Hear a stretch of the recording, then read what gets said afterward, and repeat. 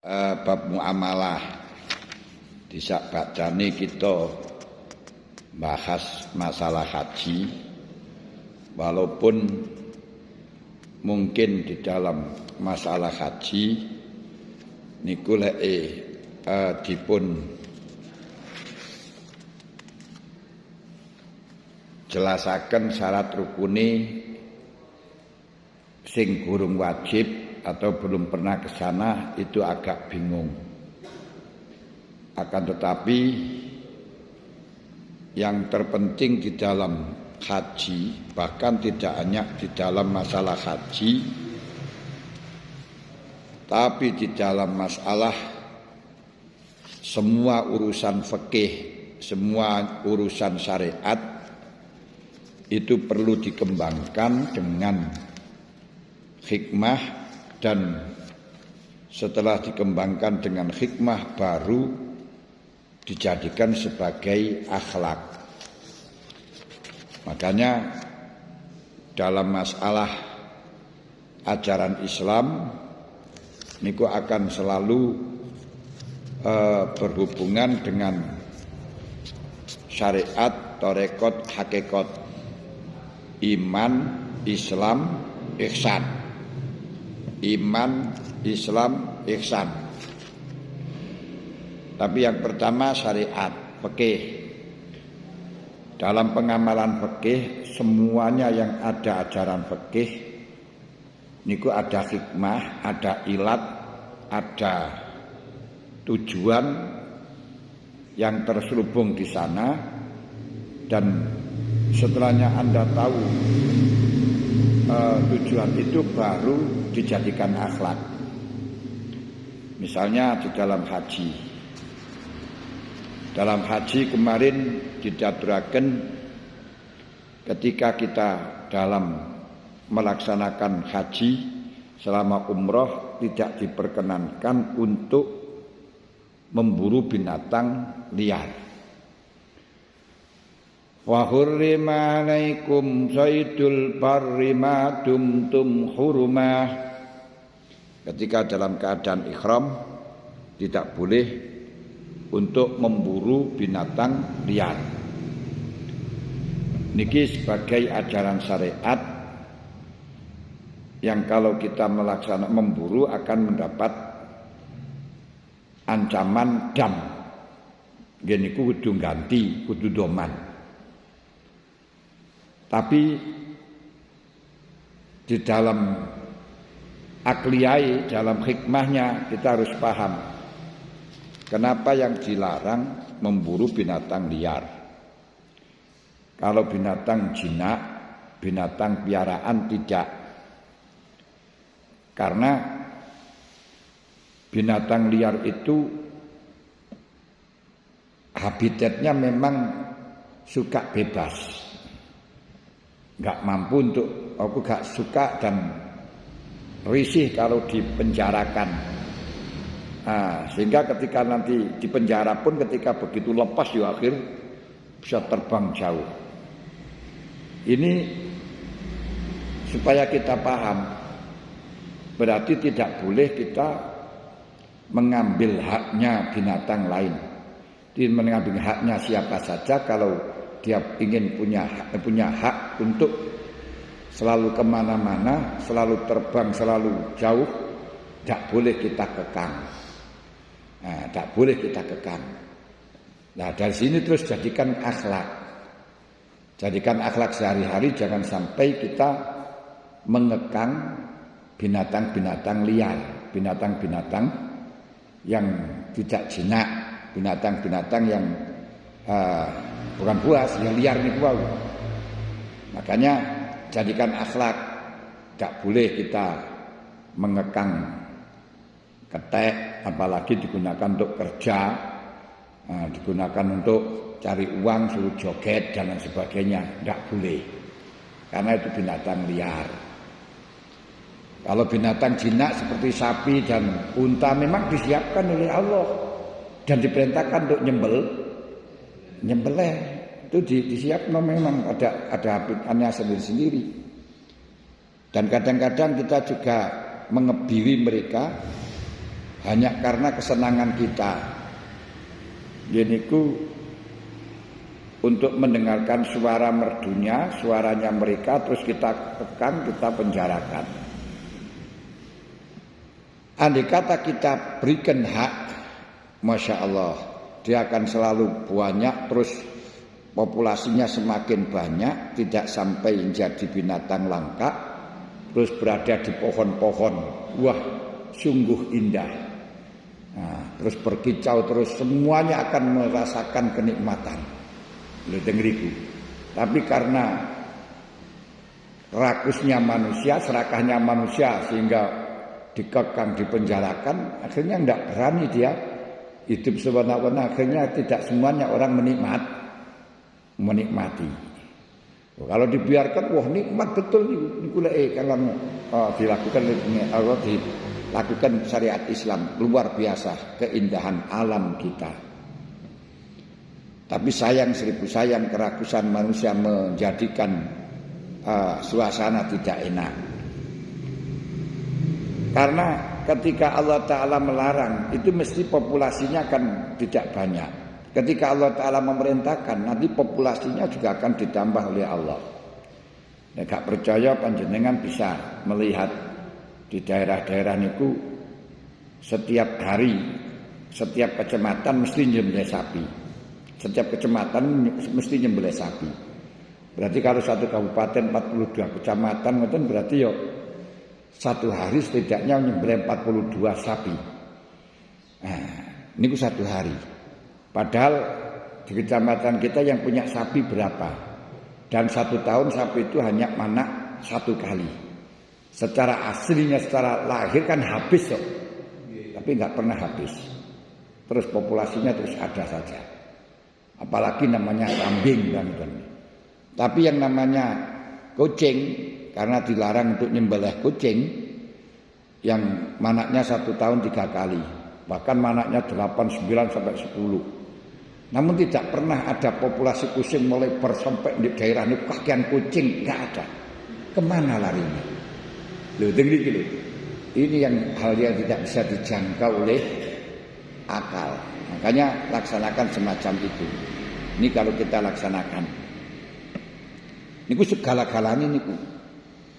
Seperti di dalam haji kemarin, kemabruran haji niku ada 3. Ana mabrur secara syariat, yaitu ketika haji tersebut mustawfis syurut wal arkan, cocok dengan syaratnya, syarat dengan rukunnya. Ini sudah mabrur. Kedua, haji yang di dalamnya tidak ada unsur rafas, khusuk dan jidal.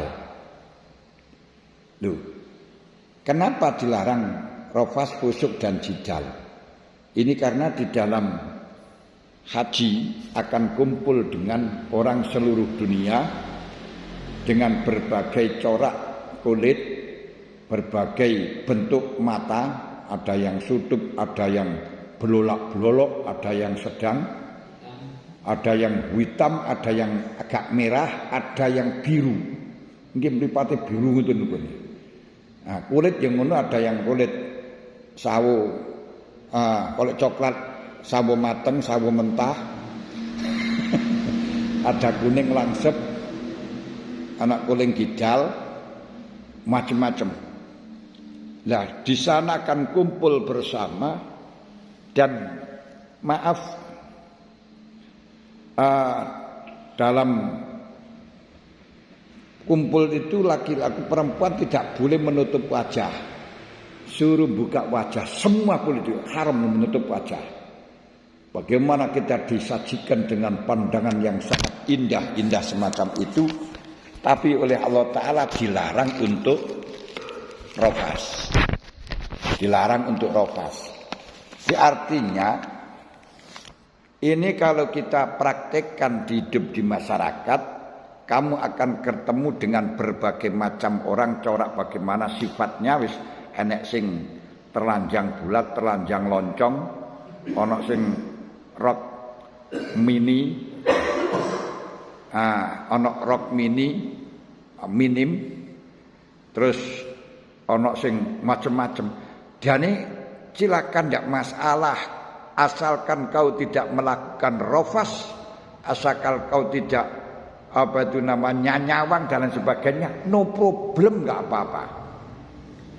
Nah, melane ini falsafah yang dilakukan oleh Gus Dur macam itu. Gus Dur itu ketika orang-orang marah-marah dengan sikapnya Mbak Ainul Rohimah. Ainul Rohimah itu Inul. Sampai Kang Kaji Mairama saja marah-marah, saya tidak rela lagu-lagu saya dilakukan Inul. Nah, ini. Gus Dur ya silakan itu yang kreasi. Kalau tidak setuju, kalau haramkan jangan lihat, ya sudah cukup loh. Jadi kalau gak setuju, kalau mengharamkan jangan lihat, tidak usah teriak-teriak. Loh, kalau tidak usah rofas. Itu diajarkan dalam haji. Oleh Allah dibuka, tidak boleh ditutup. Tapi kau jangan rofas, aman. Belum pernah terjadi, naudzubillah, ada perselingkuhan di dalam haji. Ini kan ini ada melakukan hal yang tidak senonoh dalam haji, gak ada. Ini rofas. Tidak boleh jidal. Kau akan kumpul dengan orang yang berbagai macam aliran. Kalau di sini barangkali panjenengan hanya ya sekitar 200 aliran.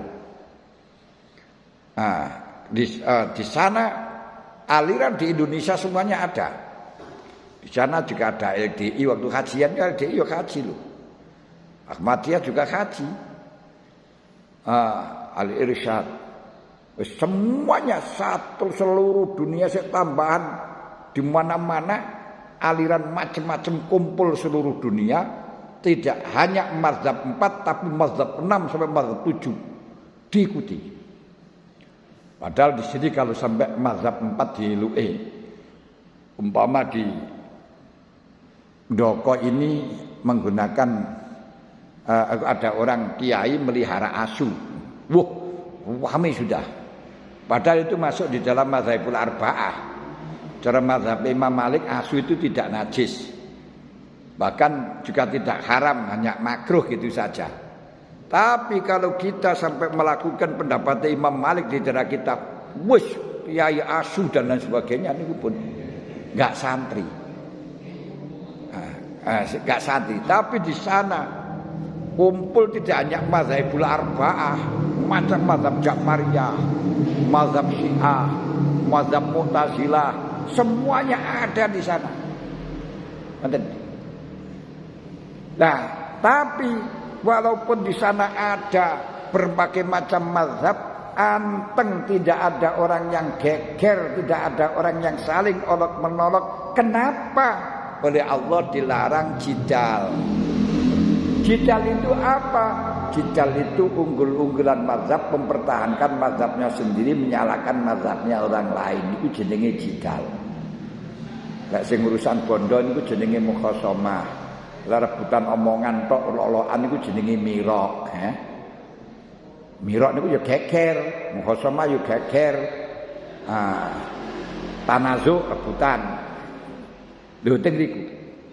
Di Indonesia andai kata berbagai macam mazhab semuanya ini sudah terjadi semacam ini, itu merupakan sunnatillah, dan Anda diam, tidak jidal, gak mengolok-ngolok, aman. Gitu. Aman. Dulu sudah biasa berbeda Muhammadiyah dengan NU.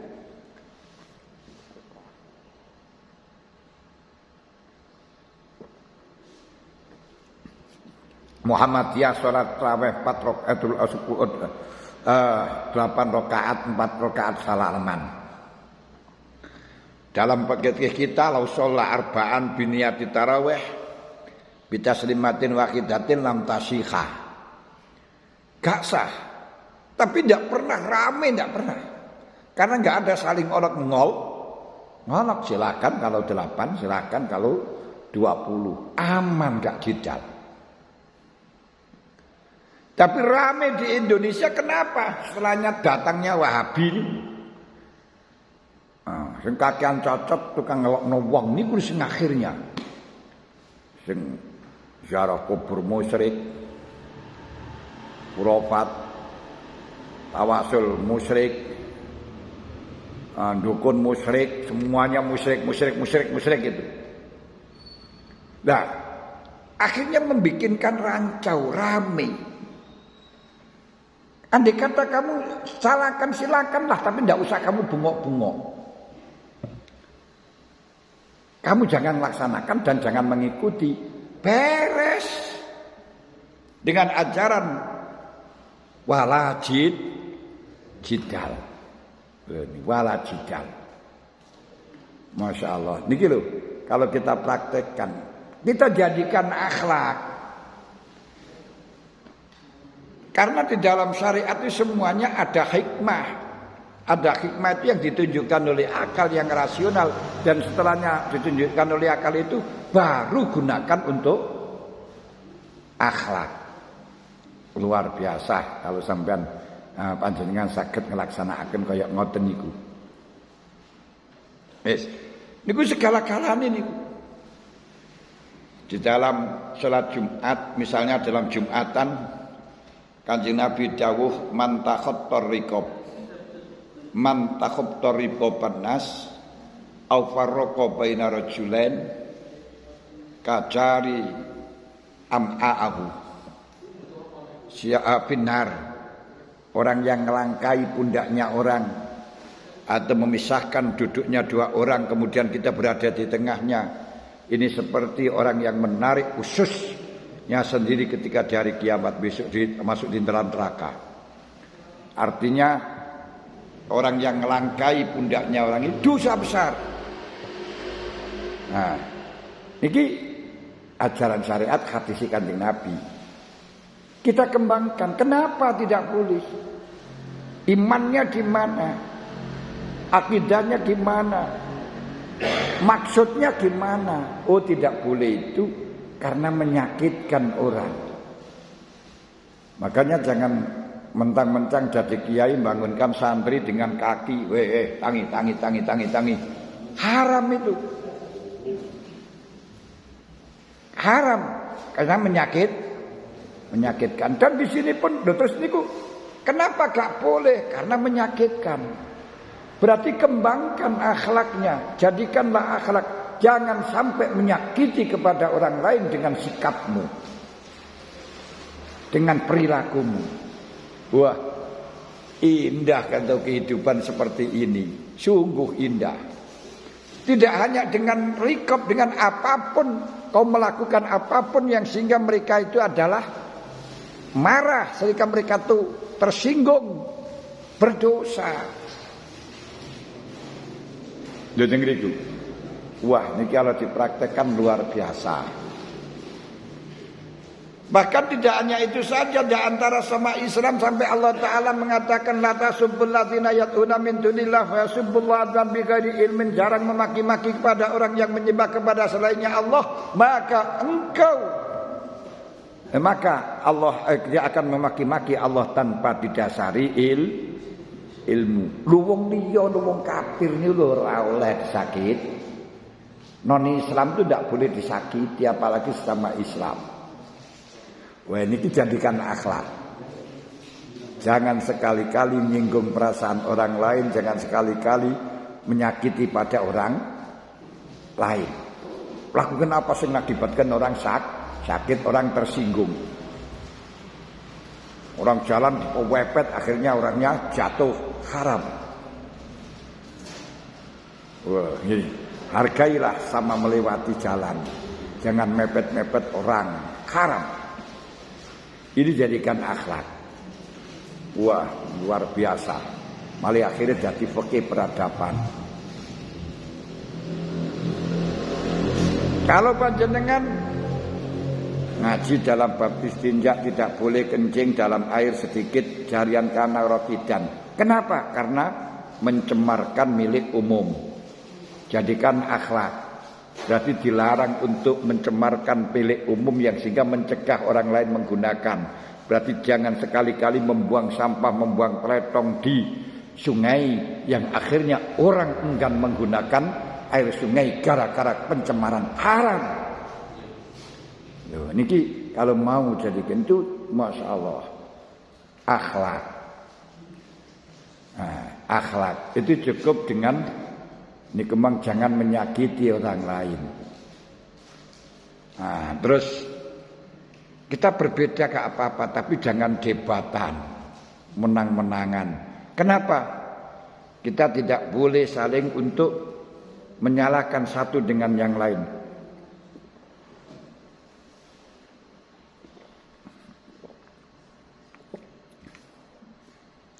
Sesama tamu,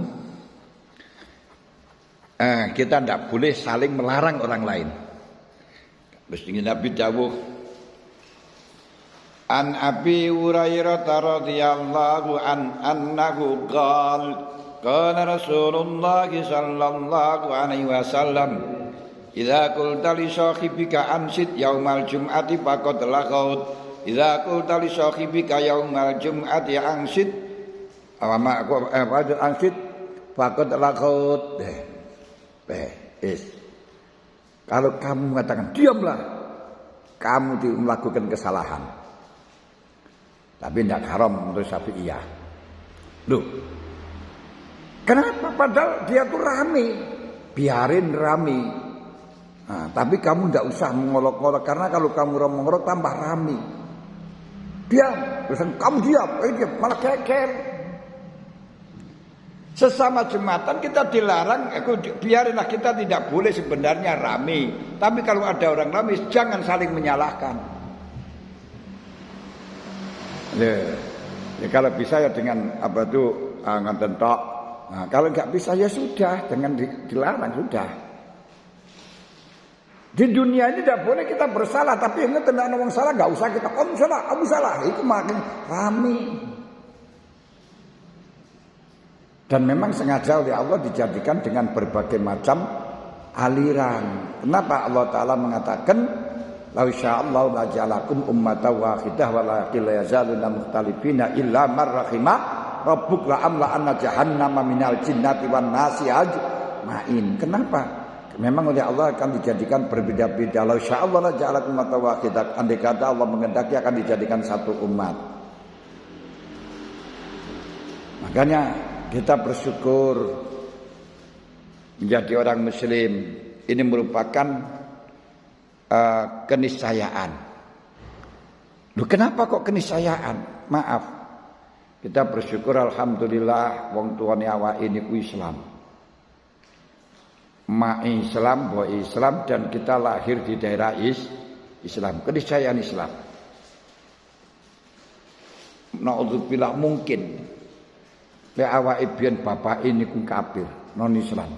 Bapake Kristen, mboke Kristen, apalagi lahir di Manado sana. Ya mungkin Kristen, Loh, niki keniscayaan. Oleh karenanya keniscayaan ini sudah dikehendaki oleh Allah, ndak usah saling jidal, saling menyalahkan. Bahkan ada orang ramai, ansit, diam. Itu aja enggak boleh kok. Padahal orang yang dalam Jumatan itu ya salah kok, berbicara tidak boleh. Idza sa'idal khatib walal minbar fala yatakallam, jangan berbicara. Idza kena kenapa? Fa idza quri'al Qur'an fastami'u lahu wa ansitu la'allakum turhamun. Ansitu harus mau dengarkan. Tapi kalau ada orang ramai sudah wajar. Setiap ada perintah pasti nanti melanggar. Gak akan ada, tidak. Loh, kenapa? Sebab ada perintah, potensi untuk ditinggalkan. Ada larangan, potensi untuk dilakukan. Kalau tidak potensi, gak mungkin dia diperintah, gak mungkin dilarang. Anani oleh Allah Ta'ala diperintahkan la rafasa wala fusuqa karena potensi untuk melakukan. Anani dilarang untuk aku diperintahkan fasani ulahu angsitu karena potensi untuk berbicara. Kalau tidak potensi nggak mungkin diperintahkan, nggak mungkin dilarang oleh Allah. Makanya di dalam Al-Quran tidak ada larangan makan botol, makan batu, makan racun. Nggak ada dalam Quran. Kenapa? Nggak mungkin dia lakukan. Kon makan botol barang kan ora mungkin. Enggak kan enggak pernah melakukan.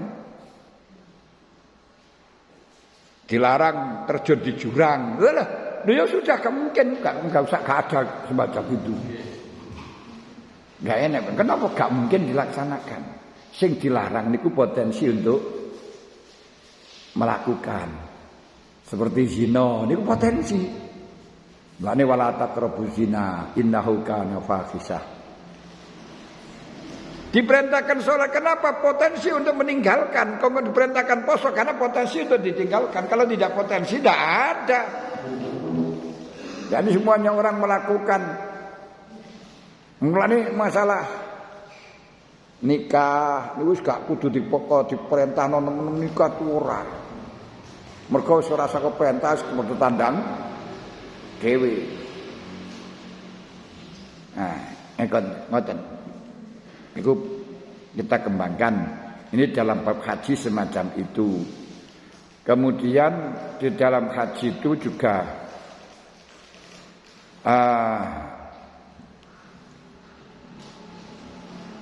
kita dalam keadaan untuk mendekatkan diri kepada Allah kan di dalam haji niku merupakan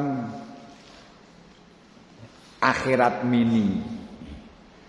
Akhirat mini niku biasanya apa yang biasa kita lakukan wujud nampak ada di sana.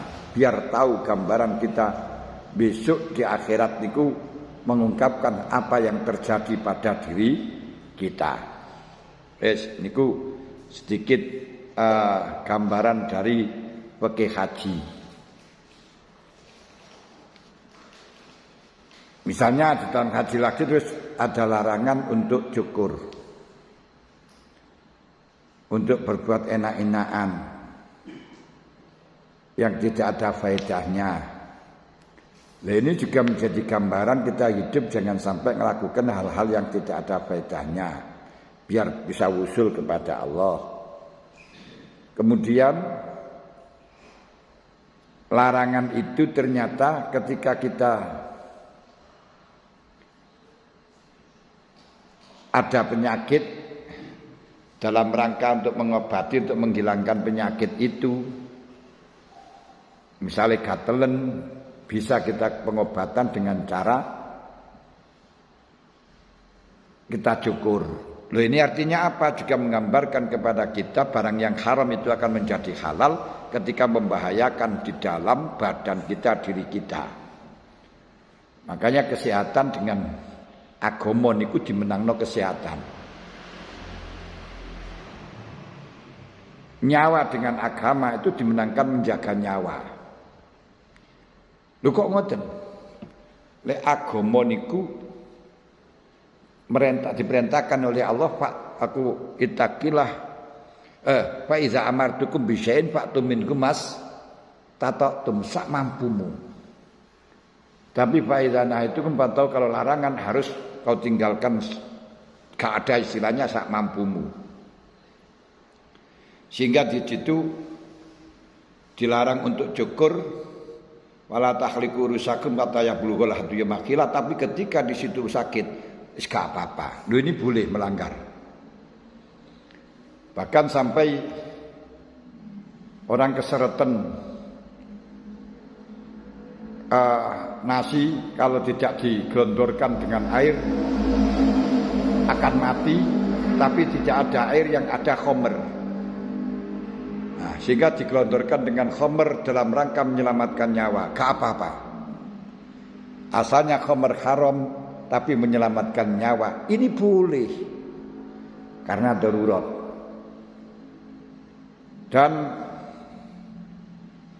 Ammar bin Yasir ketika melihat orang tuanya dimutilasi, dibunuh oleh orang kafir, lalu Ammar bin Yasir diancam untuk dimutilasi kalau memang dia tidak mau menyembah berhala. Ini kan menyembah berhala itu kekufuran. Lalu bagaimana Ammar bin Yasir dilakukan oleh Ammar bin Yasir? Sehingga menjadi geger di masyarakat, dianggap Ammar bin Yasir telah mengorbankan agama demi nyawa. Tapi apa kata Allah? Malah justru dijawab, wa may yartadid min dinihi mim ba'di wa may yartadid an dinihi mim ba'di imanihi wa man kafara mim ba'di imanihi illa man ukriya wa qalbuhu mutmainnun bil imani fa alaihi ghadabun minallah. Wong kafir saat wis murtad, sakwise iman, ini dimurka oleh Allah. Kecuali orang yang terpaksa, gak apa-apa krana ngeman agama niku lebih diprioritaskan. Lho teng niku, jaga agama niku, jaga nyawa niku lebih diprioritaskan.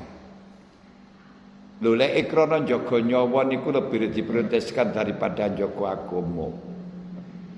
Maka keselamatan di Indonesia sehingga menjadi merdeka biar tidak geger kabeh. Akhirnya dicari hukum-hukum yang ketika nanti disampaikan, ketika nanti dipraktekkan, ketika nanti viralkan akan menjadi masalah rame, ya sudah enggak usah disebutkan, enggak usah apa, biar rukun. Biar rukun, biar terjadi biar aman. Dadine negarane aman, ibadahe penak. Contoh, kita di dalam negara bangsa ini cukup untuk mengamalkan ruhuddin, mengamalkan cahaya, untuk mengamalkan jiwanya agama.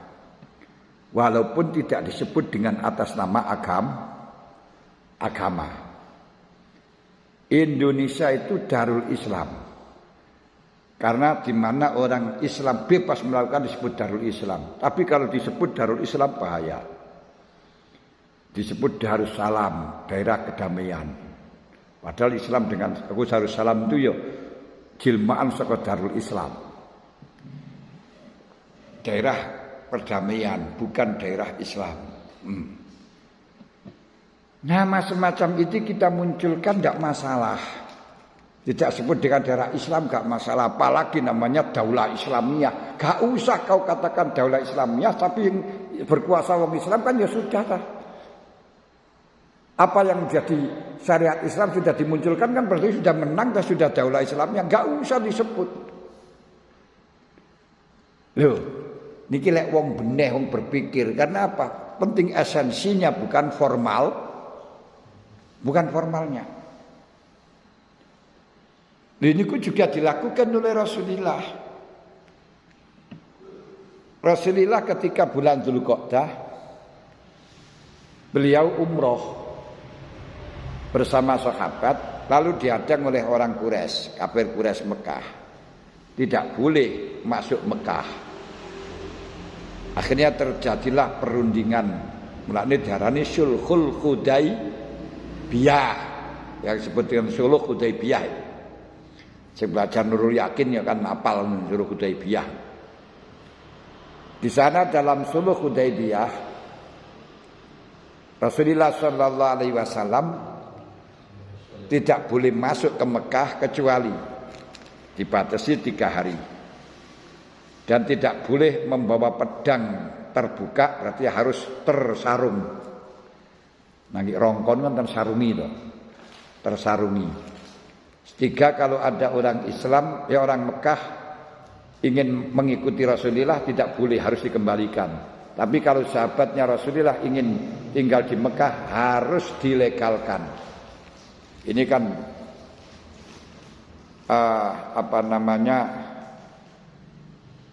Suluh akad damai yang merugikan kepada orang Islam.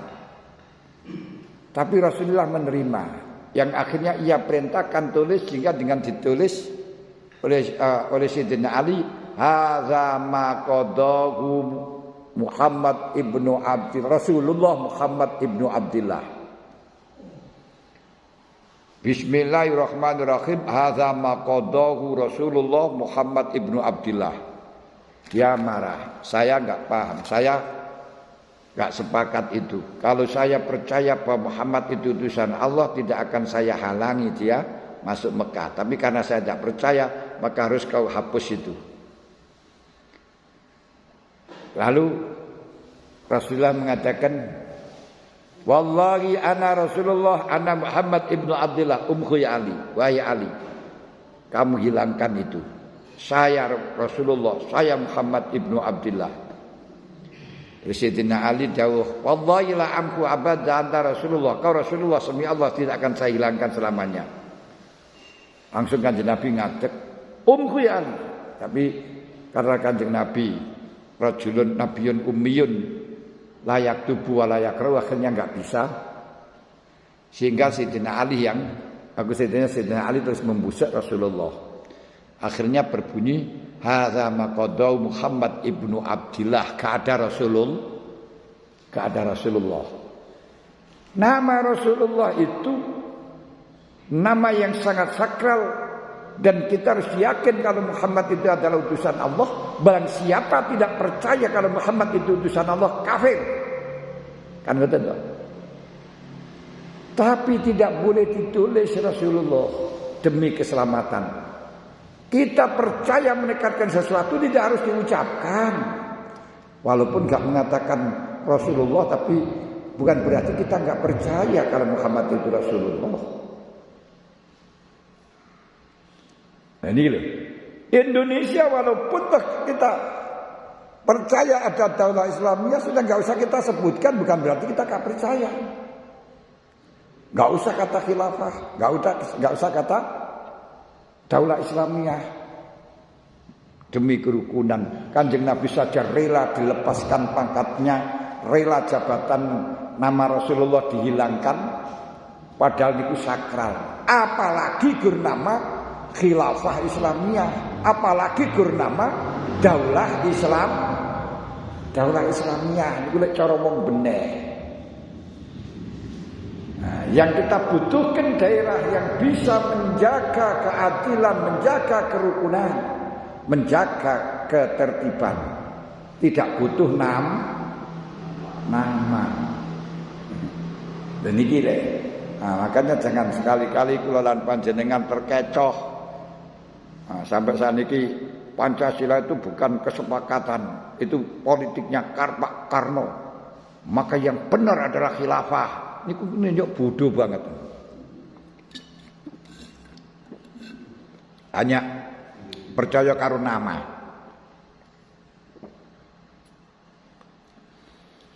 Yo niki.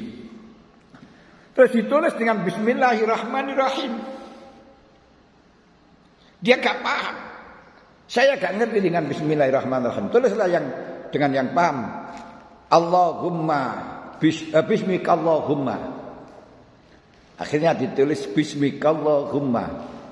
Hadza ma qadahu Rasulullah. Mau Rasulullah mengganti tidak Bismillahirrahmanirrahim, tapi ditulis bismikallahumma, menghilangkan Rahman Rahim. Toh mengganti Rahman Rahim dengan Allah, nama isinya kan sama. Isinya sama, Rahman Rahim, Allah sama. Maka yang kita tulis Pancasila, ketuhanan yang Maha Esa, tidak masalah. Yang tidak boleh itu kalau kita ganti dengan tulisan yang tidak boleh diitikadkan, tidak boleh disepakati. Ini aku harus dijauhkan syariat Islam misalnya, tidak boleh. Dan tidak ada yang macam itu. Kalau ketuhanan yang Maha Esa dengan Pancasila tidak masalah. Ini kenapa ya itu hal yang diitikadkan tidak harus diucap? Masya Allah. Ini urusan politik yang sekarang dari golongan mereka panggah aktif. Ini kurang oleh hopo gitu, gajinya besar termasuk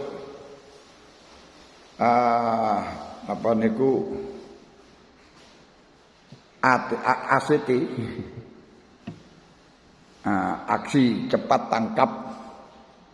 Ya ini dananya ya digunakan untuk semacam itu sebagiannya. Nah ini wong kita niku lho ya duwe intansi dhewe, duwe anu dhewe menyalurkan sedekah kepada Allah Subhanahu kepada kan yo penak to malah digunakan to itu yang tidak jelas. Lha niki. Paham mboten? Niki yang saya kandaki bahwa semua ajaran yang ada dalam fikih kita itu lalu dicari maksudnya, cari hikmahnya, terus jadikanlah akhlak. Ngoten. Jadikanlah akhlak. Kalau sudah jadi akhlak, wah hebat dunia Indonesia hebat, saestu hebat.